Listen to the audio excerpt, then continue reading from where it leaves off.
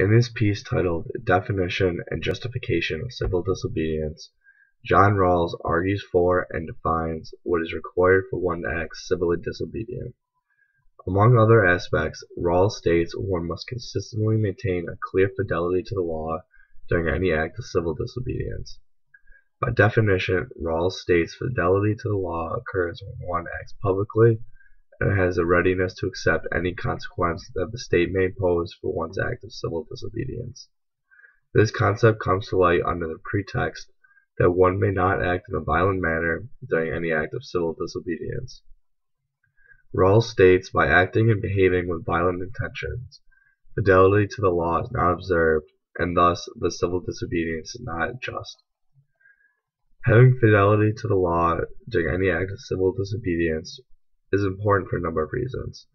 First, maintaining strict fidelity to the law demonstrates to the public and the majority population that the minority's claim of injustice is only a fraction of the entire Constitution.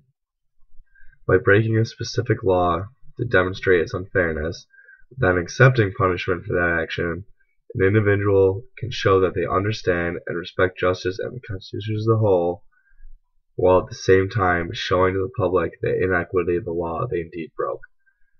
If one were to not accept the consequential punishment for the law which was broken, Rawls believes the entire principle behind the individual's act of civil disobedience will be lost.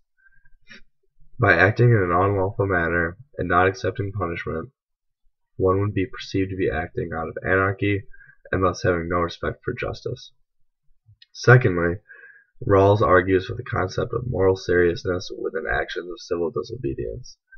By this, Rawls states it is often necessary to explain one's actions to each other in order to make clear the moral convictions. This is done through completely public and non-threatening acts of civil disobedience. Acts occurring in secret or with increasing violence lack a sense of moral principles that can be understood by the public. This lack of understanding leads to a lack of justice and thus a lack of fidelity to the law. This theory is in contradiction to the theory by Brian Smart.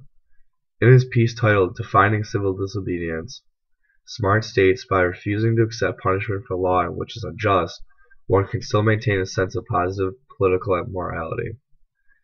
He uses the example that one may wish to hide abroad, yet still fight the injustice from their home state. As was previously stated, Rawls would highly disagree with this by saying fleeing punishment for one's act of civil disobedience would diminish the act's sincerity, moral seriousness, and overall moral grounds.